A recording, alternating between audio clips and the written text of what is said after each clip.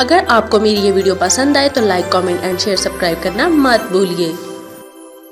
السلام علیکم دوستوں، جیسا کہ آپ سب لوگ جانتے ہیں میرا نام ہے پلوش ارشین۔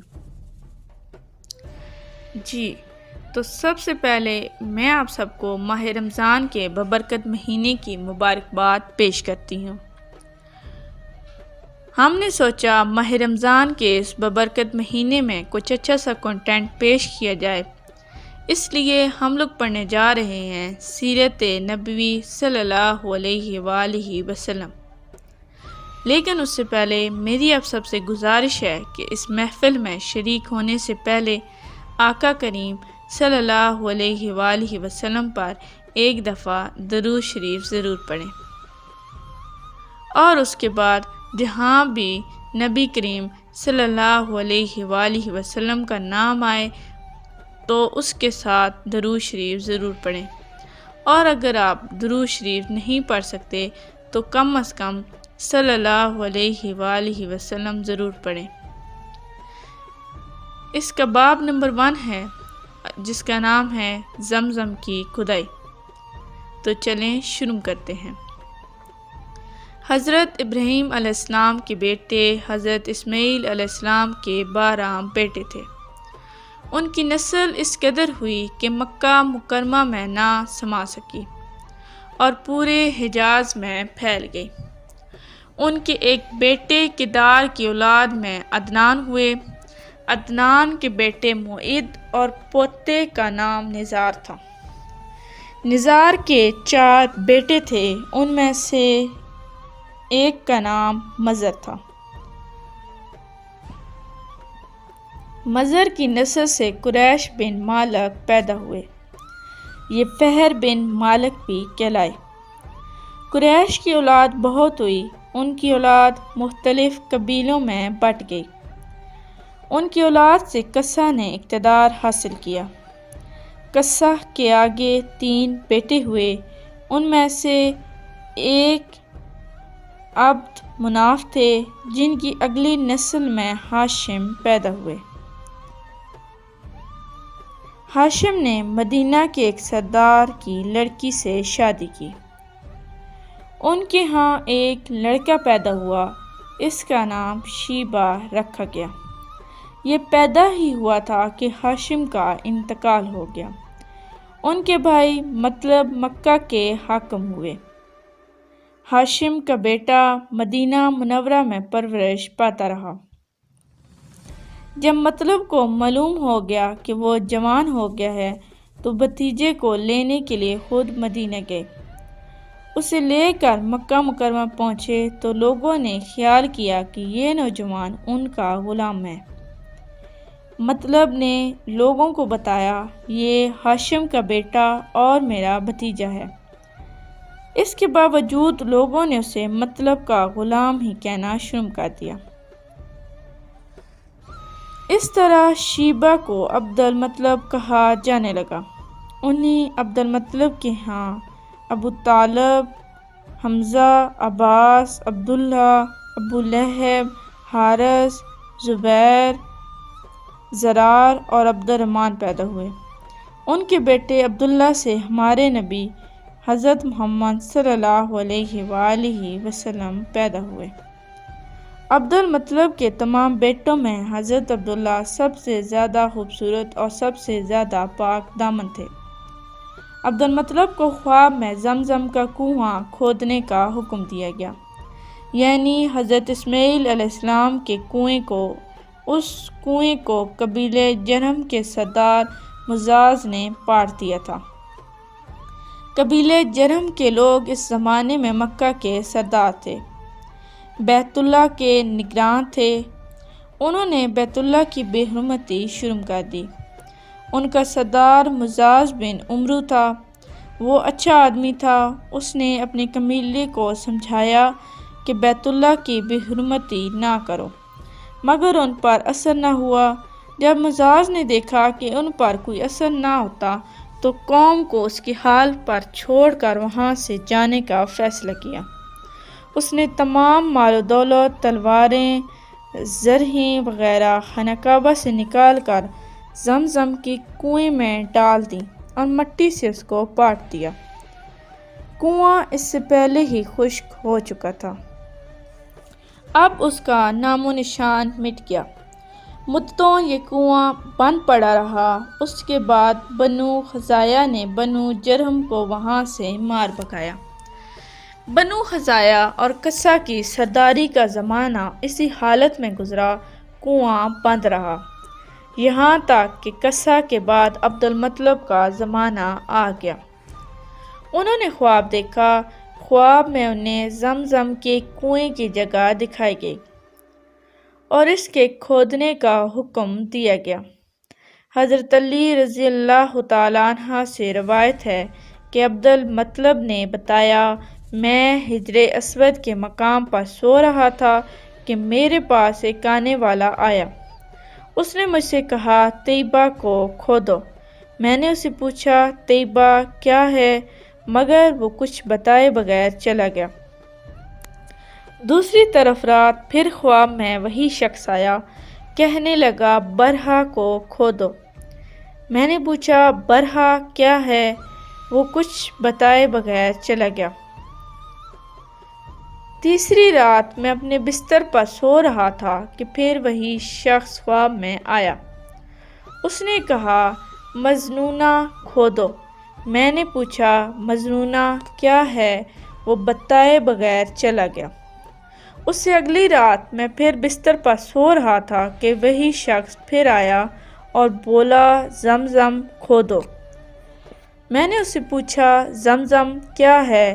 اس بار اس نے کہا، زمزم وہ ہے جس کا پانی کبھی ختم نہیں ہوتا، جو حاجیوں کے بڑے بڑے مجمعوں کو سیراب کرتا ہے۔ عبد المطلب کہتے ہیں، میں نے اسے پوچھا، یہ کنواں کس جگہ ہے؟ اس نے بتایا، جہاں گندگی اور خون پڑا ہے اور کوا ڈھونگے مار رہا ہے۔ دوسرے دن عبد المطلب اپنے بیٹے حارث کے ساتھ وہاں گئے۔ اس وقت ان کے ہاں یہی ایک لڑکا تھا۔ انہوں نے دیکھا وہاں گندگی اور خون پڑا تھا، ایک کوا ڈھونگے مار رہا تھا، اس جگہ کے دونوں طرف بت موجود تھے، اور یہ گندگی اور خون دراصل ان بتوں پر قربان کیے جانے والے جانوروں کا تھا۔ پوری نشانی مل گئی تو عبد المطلب کدال لے آئے اور کھدائی کے لیے تیار ہو گئے، لیکن اس وقت قریش وہاں آ پہنچے۔ انہوں نے کہا، اللہ کی قسم، ہم تمہیں یہاں کھدائی نہیں کرنے دیں گے، تم ہمارے ان دونوں بتوں کے درمیان کنواں کھودنا چاہتے ہو جہاں ہم ان کے لیے قربانی کرتے ہیں۔ عبد المطلب نے ان کی بات سن کر اپنے بیٹے حارث سے کہا، تم ان لوگوں کو میرے قریب نہ آنے دو، میں کھدائی کا کام کرتا رہوں گا، اس لیے کہ مجھے جس کام کا حکم دیا گیا ہے میں اس کو ضرور پورا کروں گا۔ قریش نے جب دیکھا کہ وہ باز آنے والے نہیں تو رک گئے۔ آخر انہوں نے کھدائی شروع کر دی۔ جلد ہی کنویں کے آثار نظر آنے لگے۔ یہ دیکھ کر انہوں نے اللہ اکبر کا نعرہ لگایا اور پکار اٹھے، یہ دیکھو، یہ اسماعیل علیہ السلام کی تعمیر ہے۔ جب قریش نے یہ دیکھا کہ انہوں نے کنواں تلاش کر لیا تو ان کے پاس آ گئے اور کہنے لگے، عبد المطلب، اللہ کی قسم، یہ ہمارے باپ اسماعیل علیہ السلام کا کنواں ہے اور اس پر ہمارا بھی حق ہے، اس لیے ہم اس میں تمہارے ساتھ شریک ہوں گے۔ یہ سن کر عبد المطلب نے کہا، میں تمہیں اس میں شریک نہیں کر سکتا، یہ مجھے اکیلے کا کام ہے۔ اس پر قریش نے کہا، تب پھر اس معاملے میں ہم تم سے جھگڑا کریں گے۔ عبد المطلب بولے، کسی سے فیصلہ کرا لو۔ انہوں نے بنو سعد ابن حزیم کے کہنہ سے فیصلہ کرانا منظور کیا۔ یہ کہنہ ملک شام کے بالائی علاقے میں رہتی تھی۔ آخر عبد المطلب اور دوسرے قریش اس کی طرف روانہ ہوئے۔ عبد المطلب کے ساتھ عبد مناف کے لوگوں کی ایک جماعت تھی، جبکہ دیگر قبائل قریش کی بھی ایک جماعت کے ساتھ تھی۔ اس زمانے میں ملک حجاز اور شام کے درمیان ایک بیابان میدان تھا۔ وہاں کہیں پانی نہیں تھا۔ اس میدان میں ان کا پانی ختم ہو گیا۔ سب لوگ پیاس سے بے حال ہو گئے، یہاں تک کہ انہیں اپنی موت کا یقین ہو گیا۔ انہوں نے قریش کے دوسرے لوگوں سے پانی مانگا، لیکن انہوں نے پانی دینے سے انکار کر دیا۔ اب انہوں نے ادھر ادھر پانی تلاش کرنا شروع کر دیا۔ عبد المطلب اٹھ کر اپنی سواری کے پاس آئے۔ جوں ہی ان کی سواری اٹھی، اس کے پاؤں کے نیچے سے پانی کا چشمہ ابل پڑا۔ انہوں نے پانی کو دیکھ کر اللہ اکبر کا نعرہ لگایا۔ پھر عبد المطلب سواری سے اتر آئے۔ سب نے خوب سیر ہو کر پانی پیا اور اپنے مشکیزے بھر لیے۔ اب انہوں نے قریش کی دوسری جماعت سے کہا، آؤ تم بھی سیر ہو کر پانی پی لو۔ اب وہ بھی آگے آ گئے اور خوب پانی پیا۔ پانی پینے کے بعد وہ بولے، اللہ کی قسم اے عبد المطلب، یہ تو تمہارے حق میں فیصلہ ہو گیا۔ اب ہم زمزم کے بارے میں تم سے کبھی جھگڑا نہیں کریں گے۔ جس ذات نے تمہیں اس بیابان میں سیراب کر دیا، وہی ذات تمہیں زمزم سے بھی سیراب کرے گا، اس لیے یہیں سے واپس چلو۔ اس طرح قریش نے جان لیا کہ اللہ تعالیٰ عبد المطلب پر مہربان ہے، لہٰذا ان سے جھگڑنا بے سود ہے اور کہنا کے پاس جانے کا کوئی فائدہ نہیں۔ چنانچہ سب لوگ واپس لوٹے۔ واپس آ کر عبد المطلب نے پھر کنویں کی کھدائی شروع کی۔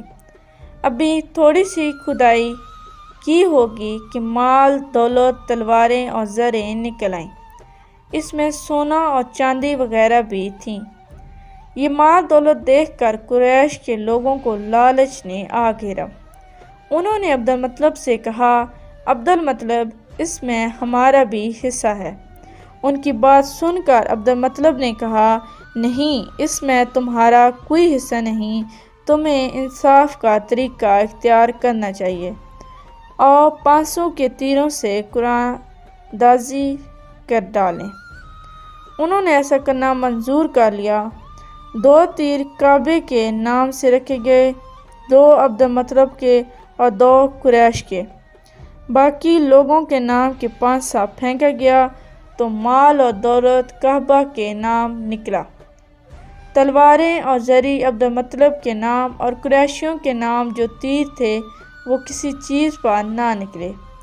اس طرح فیصلہ ہو گیا کہ عبد المطلب نے کعبے کے دروازے کو سونے سے سجا دیا۔ زمزم کی کھدائی سے پہلے عبد المطلب نے دعا مانگی تھی کہ اے اللہ، اس کی کھدائی کو مجھ پر آسان کر دے، میں اپنا ایک بیٹا تیرے راستے میں ذبح کروں گا۔ اب جب کہ کنواں نکل آیا تو انہیں خواب میں حکم دیا گیا کہ اپنی منت پوری کرو، یعنی اپنے بیٹے کو ذبح کرو۔ اب تک کے لیے اتنا ہی، ملتے ہیں نیکسٹ باب میں، تب تک کے لیے اللہ حافظ۔ Please like, subscribe and share our channel and press the bell icon for more videos.